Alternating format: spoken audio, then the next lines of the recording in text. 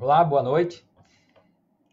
Eu quero começar essa live primeiro agradecendo aí a dona Raíssa, que é a personagem principal da nossa história de hoje. Se você está acompanhando aqui no Facebook, eu coloquei várias histórias aqui de tempos em tempos, né, sobre nossa curiosidade, baseado nas histórias da pesquisa que eu fiz no livro sobre a história do bairro Brigadeiro Tobias. E essa é até uma história da dona Raíssa que eu tirei do livro na época, porque a proposta do livro era contar a história do bairro, mas essa história ficou.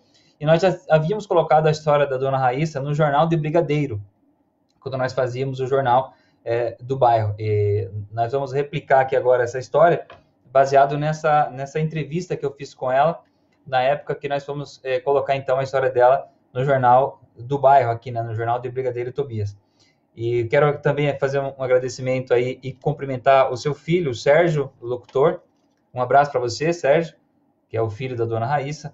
E, mais uma vez, cumprimentar e agradecer a dona Raíssa por gentilmente aí nos permitir contar a sua história aqui, né? Replicar aqui, mas eu acho que é bem interessante para esse momento que nós estamos vivendo aí, difícil no nosso país, complicado, onde todo mundo está dando uma pausa na sua vida para repensar todos os seus costumes, todos os seus valores, nossos sonhos, nossos planos, tudo está sendo mudado, né, de uma forma drástica. E nesse momento é interessante saber um pouco de algo que nós passamos na nossa história, algo real, terrível, né, que nós vivemos.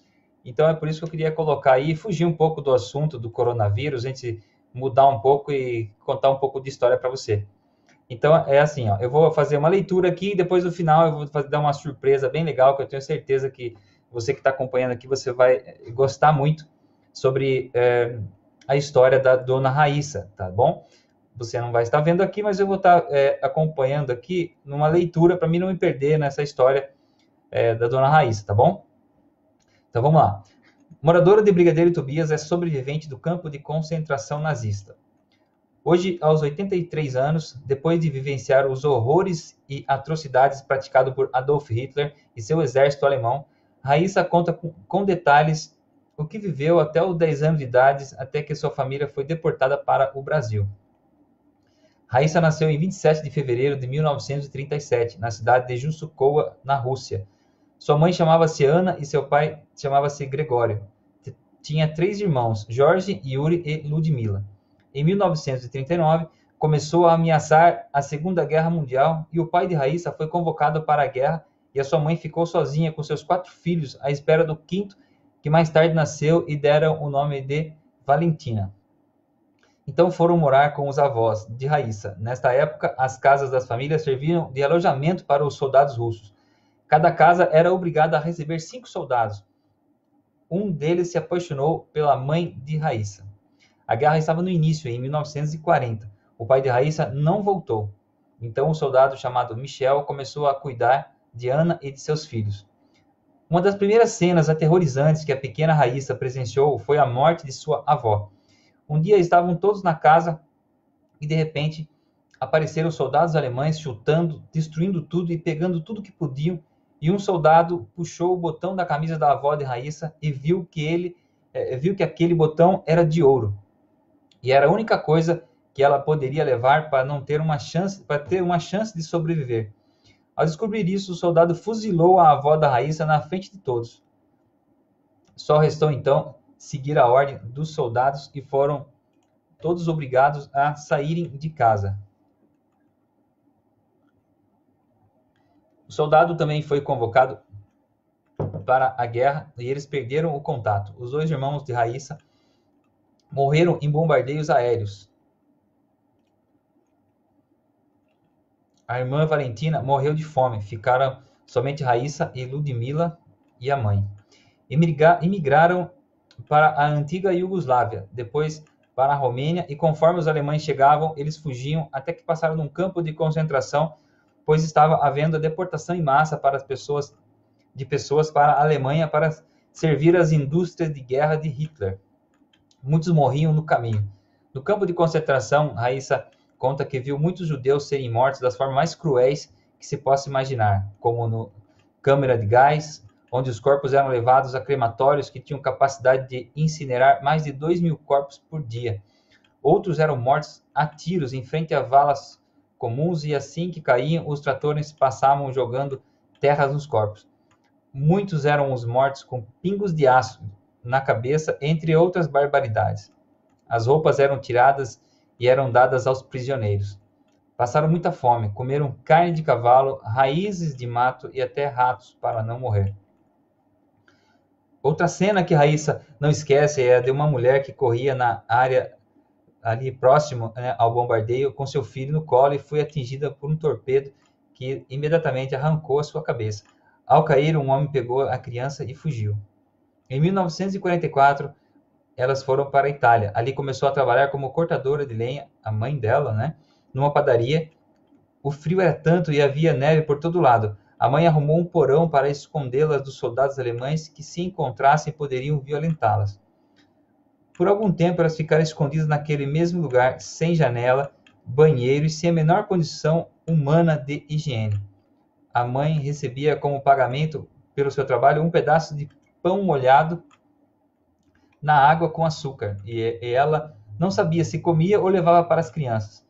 Então começou a pegar farinha que caía no chão, enrolava num pano e escondia no corpo para levar para as meninas comerem. Até que um dia o dono da padaria descobriu e por esse motivo a agrediu, batendo sua cabeça na parede muitas vezes e a deixou cheia de hematomas, quase matando-a. Ela ficou muito doente e depois sem comida, sem água e comendo qualquer coisa que encontrasse pela frente. Raíssa lembra de um dia em que encontrou um pão duro, todo verde de bolor, e comeu inteiro. Estavam no fim da guerra, em 1945, Raíssa com 8 anos. Até que, numa noite, bateram na porta do porão, ordenando para abrir, e era um soldado do exército. A mãe de Raíssa ficou apavorada, arrastou-se até a porta para abri-la, pois não conseguia ficar de pé. Ficou surpresa ao ver que era o soldado Michel, o soldado que tinha ido para a guerra. Sobreviveu e veio buscá-la. Saíram daquele buraco e foram morar num vagão de trem. Raíssa conta que, morando no vagão, a vida deles melhorou um pouco. Depois foram para a Austrália. Sua mãe teve uma filha com o Michel e deram a ela o nome de Luba. Estavam morando no Lager, que era uma colônia de imigrantes. Há certo tempo, receberam ordens de que os colonos iriam ser mandados de volta para a Rússia. Ficaram apavorados, pois sabiam que Stalin, o ditador que caçava e matava todos os que pudessem causar alguma ameaça ao sistema, estava no governo e eles eram contra. Colocaram faixas como forma de protesto, preferiam morrer do que voltar para a Rússia. Quando na manhã de Páscoa se espantaram ao ver que o campo de concentração em frente à colônia estava cercado de caminhões do exército e tanques de guerra, esperando o povo sair. Nesse momento, Raíssa se emociona e suas lágrimas rolam de tristeza. Parece que ela ainda estava lá.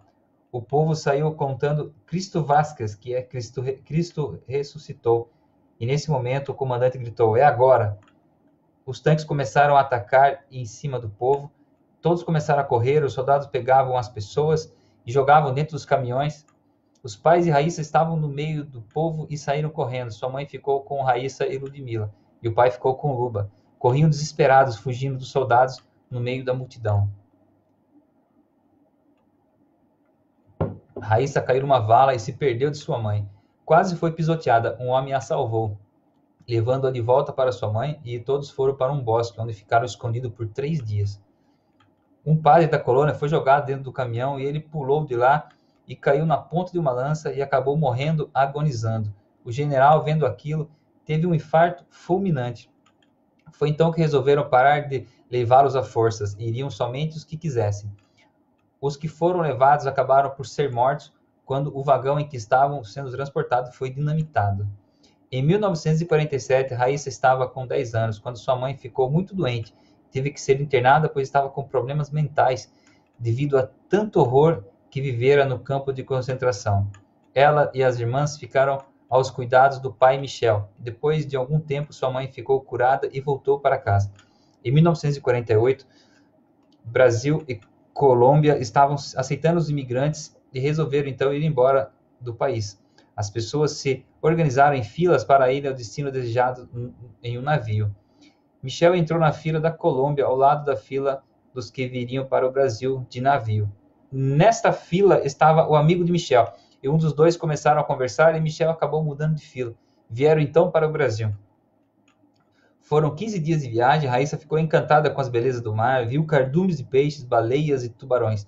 Ela nunca havia visto pessoas negras e ficaram espantados com os marinheiros, mas logo ficaram sendo amigos. A Raíssa até dançava ao som da gaita deles para ganhar chocolates. Nunca tinha visto tanta fartura e nem tanta comida. Durante a viagem, houve uma tempestade e tiveram que colocar os coletes salva-vidas.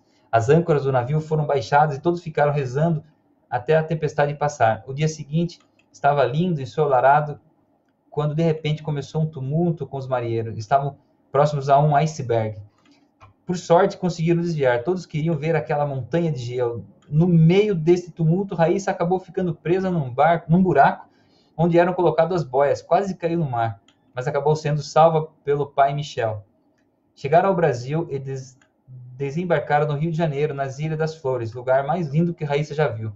Lá ela conheceu frutas, flores, coisas que nunca havia visto. Ficaram num alojamento onde poderiam escolher ir para São Paulo ou Paraná. O pai acabou escolhendo São Paulo. Ana casou-se com Michel aqui no Brasil, que registrou todas as filhas como se fossem dele. E tiveram mais uma filha, a qual deram o nome de Nádia. O soldado que salvou toda a família e depois passou a ser pai das crianças faleceu em 19 de outubro de 1969. O resto da família ainda vive em São Paulo. Raíssa encerra a entrevista com um sorriso e diz: eu amo o Brasil, graças a Deus que meu pai mudou de fila. Hoje, Raíssa, aos 84 anos, ela vive em Brigadeiro Tobias. Então, a história da Dona Raíssa aqui, claro, ela é um trecho da história dela, que nós pegamos através de uma entrevista. Isso é para você ter uma noção, uma ideia, né? Mas eu quero mostrar para você aqui um link, eu vou deixar um link onde uma matéria muito bem feita pela Rede Globo, eu vou deixar o link aqui para você, e nessa matéria a própria Dona Raíssa conta uma parte dessa história que eu contei e algumas outras que eu não contei, que está nesse link que eu vou deixar aqui para você, tá bom? E aí, assim, eu quero colocar aqui agora para você, e para quem assistir depois vai poder ver a live também. Deixa eu só pegar aqui o link. Aí, se você gostou dessa história, você já vai ter a continuidade aqui, depois eu vou deixar aqui abaixo do vídeo também, tá bom? Então, essa foi mais uma história curiosa dessa guerreira, essa vencedora, Dona Raíssa, que, sinceramente, eu espero que possa ter tocado alguém em relação aos problemas que nós estamos vivendo hoje, e que você, de fato, faça um comparativo. É difícil o momento que nós estamos vivendo, eu mesmo, nem meus pais nunca viveram esse momento, mas nem se compara à história dessa mulher aqui, que está viva para contar essa história, que viveu todas essas coisas horríveis, inimagináveis, e é importante para a gente fazer um paralelo, né, sobre esse nosso momento, não é verdade? Então é isso aí. Obrigado por você que assistiu. Um forte abraço, até a próxima história, até a próxima curiosidade da nossa história sobre Brigadeiro Tobias.